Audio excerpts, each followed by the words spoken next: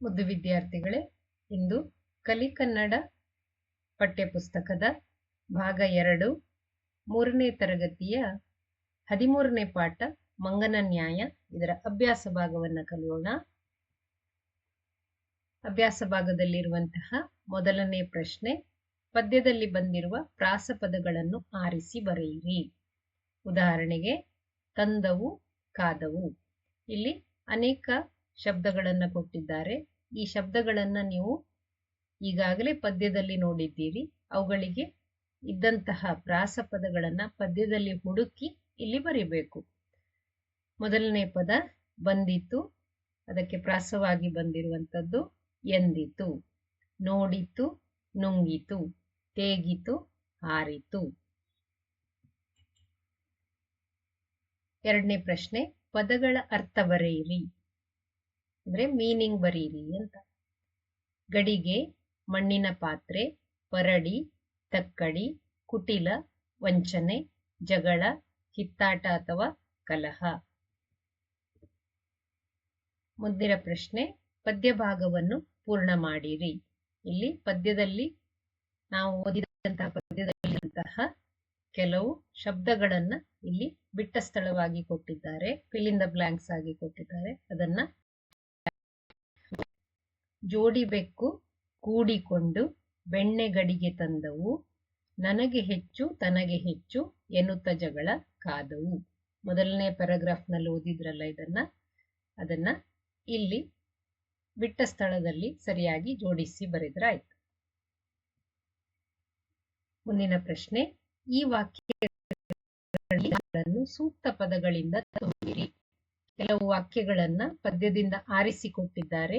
ಅಲ್ಲಿ ಕೆಲವು ಶಬ್ದಗಳನ್ನ ಅವರು ಕೊಡ್ಲಿಲ್ಲ. ಆ ಶಬ್ದಗಳನ್ನ ನಾವು ಸೇರಿ ಬರೆದು ಒಂದು ಅರ್ಥಪೂರ್ಣವಾದ ವಾಕ್ಯವನ್ನ ಮಾಡಿದ್ರಾಯ್ತು. ಮೊದಲನೇ ಪ್ರಶ್ನೆ, ಹೊಂಚು ಹಾಕಿ ಕುಟಿಲ ಮಂಗ ಡ್ಯಾಶ್ ಹಾಕಿ ಕುಟಿಲ ಮಂಗ. ಎರಡನೇ ವಾಕ್ಯ, ಡ್ಯಾಶ್ ಮೇಲೆ ಹಾರಿತು, ಪರಡಿ ಚೆಲ್ಲಿ. ಮೂರನೇ ವಾಕ್ಯ, ನಮ್ಮ ಜಗಳದಿಂದ ಡ್ಯಾಶ್ ಪರರ ಸೊತ್ತು ಆಯಿತು, ನಮ್ಮ ಜಗಳದಿಂದ ಬೆಣ್ಣೆ ಪರರ ಸೊತ್ತು ಆಯಿತು.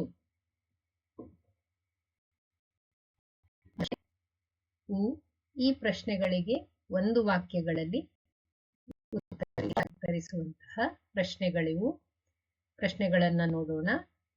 ಮೊದಲನೇ ಪ್ರಶ್ನೆ, ಜೋಡಿ ಬೆಕ್ಕುಗಳು ಏನನ್ನು ತಂದವು? ಉತ್ತರ, ಜೋಡಿ ಬೆಕ್ಕುಗಳು ಬೆಣ್ಣೆಯ ಗಡಿಗೆಯನ್ನು ತಂದವು.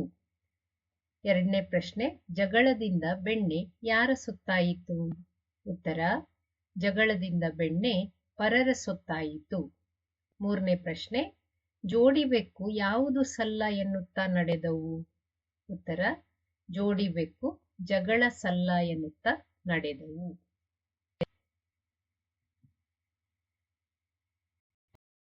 ಚಟುವಟಿಕೆಯಲ್ಲಿದೆ. ಪ್ರಶ್ನೆಯಲ್ಲಿ ಕೊಟ್ಟಿರುವಂತಹ ಪ್ರಶ್ನೆ, ಕೊಟ್ಟಿರುವ ಅಕ್ಷರಗಳಿಂದ ಪ್ರಾರಂಭವಾಗುವ ಒಂದಕ್ಕಿಂತ ಹೆಚ್ಚು ಪದಗಳನ್ನು ಬರೆಯಿರಿ. ಇಲ್ಲಿ ಅಕ್ಷರಗಳನ್ನು ಕೊಟ್ಟಿದ್ದಾರೆ. ಮೊದಲನೇ ಅಕ್ಷರ, ಅವುಗಳಿಂದ ಪ್ರಾರಂಭವಾಗುವಂತಹ ಪದಗಳು. ಅದಿಂದ ಪ್ರಾರಂಭವಾಗುವ ಪದಗಳು ಅಮ್ಮ, ಅಜ್ಜಿ, ಅಕ್ಕ, ಅಜ್ಜ, ಅಪ್ಪ, ಅರಸ. ಹೀಗೆ ನಿಮಗೆ ಗೊತ್ತಿರುವಂತಹ ಪದಗಳನ್ನು ಕೂಡ ನೀವು ಬರೆಯಿರಿ. ಎರಡನೇ ಅಕ್ಷರ ಐ. ಐರಾವತ, ಐಕ್ಯತೆ, ಐಶ್ವರ್ಯ. ಜ, ಜಗಳ, ಜನ, ಜಂಬ, ಜಲ. ನ, ನಮ್ಮ, ನಡಿಗೆ, ನಯನ, ನರಿ. ಶ, ಶಂಖ, ಶರವೇಗ, ಶಮನ, ಶಯನ. ಆ ಪ್ರಶ್ನೆಯಲ್ಲಿ ಕೊಟ್ಟಿರುವಂತಹ ಪ್ರಶ್ನೆ, ಚೌಕಗಳಲ್ಲಿರುವ ಅಕ್ಷರಗಳನ್ನು ಹೆಚ್ಚು ಅರ್ಥವತ್ತಾದ ಪದಗಳನ್ನು ರಚಿಸಿ, ಅಂದ್ರೆ ಕ್ರಾಸ್ ವರ್ಡ್ಸ್ ಆಗ್ತಾರೆ, ಬುದ್ಧಿ ಚುರುಕಾಗ್ತದೆ ಎನ್ನುವಂತ ಒಂದು ಮಾತಿದೆ. ಅದರಂತೆ ಇಲ್ಲಿ ಕೆಲವು ಪದಗಳನ್ನ ನಾವು ಮಾಡಬೇಕು. ಇಲ್ಲಿ ಕೊಟ್ಟಿರುವ ಅಕ್ಷರಗಳನ್ನ ಮಾತ್ರ ಉಪಯೋಗಿಸಿಕೊಳ್ಬೇಕು. ಅದಕ್ಕಾಗಿ ಇದಕ್ಕೆ ಜಾಣರಾಗಿರಿ ಅಂತ ಕೊಟ್ಟಿದ್ದಾರೆ. ಕೊಟ್ಟಿರುವಂತಹ ಅಕ್ಷರಗಳನ್ನ ಸೇರಿಸಿ ಕೆಲವು ಪದಗಳನ್ನ ಮಾಡೋಣ. ಗರುಡ, ಕವಿ, ಟಗರು, ವಿರಾಟ, ಪತನ, ಪರ್ವ, ಜಗ, ಪವಾಡ, ನವೀನ, ಪಲ್ಲವಿ, ವಾರ. ಹೀಗೆ ಇನ್ನೂ ಅನೇಕ ಪದಗಳನ್ನ, ಅರ್ಥಪೂರ್ಣವಾದ ಪದಗಳನ್ನ ನೀವು ರಚಿಸಿ. ಆದ್ರೆ ಕಂಡೀಷನ್ ಏನಂದ್ರೆ ಇಲ್ಲಿ ಕೊಟ್ಟಿರುವಂತಹ ಅಕ್ಷರಗಳನ್ನ ಮಾತ್ರ ನೀವು ಉಪಯೋಗಿಸಬೇಕು. ಮುಂದಿನ ಪ್ರಶ್ನೆ, ನಿಮಗೆ ಗೊತ್ತಿರುವ ಪ್ರಾಣಿಗಳ ಹೆಸರುಗಳನ್ನು ಬರೆಯಿರಿ. ಇದು ನಿಮಗೆ ಕೊಟ್ಟಿರುವಂತಹ ಪ್ರಾಜೆಕ್ಟ್ ವರ್ಕ್.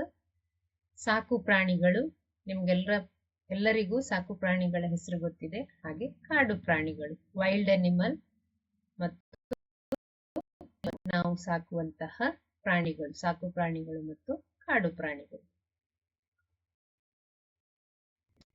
ನಾಯಿ, ದನ, ಎಮ್ಮೆ, ಕುರಿ, ಮೇಕೆ ಇವುಗಳೆಲ್ಲ ನಾವು ಸಾಕುವಂತಹ, ಮನೆಯಲ್ಲಿ ಸಾಕುವಂತಹ. ಕಾಡಿನಲ್ಲಿ ವಾಸಿಸುವಂತಹ ಪ್ರಾಣಿಗಳು ಹುಲಿ, ಸಿಂಹ, ಚಿರತೆ, ಜಿಂಕೆ, ನರಿ, ಕಾಡೆಮ್ಮೆ. ಅಭ್ಯಾಸವನ್ನ ನೋಡಿದರೆ ನಿಮ್ಮ ಪುಸ್ತಕದಲ್ಲಿ ಸುಂದರವಾಗಿ ಬರ್ಕೊಳ್ಳಿ. ಹಾಗೂ ಮುಂದಿನ ವಿಡಿಯೋಗಾಗಿ ನಮಗೆ ಭೇಟಿಯಾಗಲು, ನಮ್ಮ ಜೊತೆ ಬರಲು ಕಾಯ್ತಾ ಇರಿ.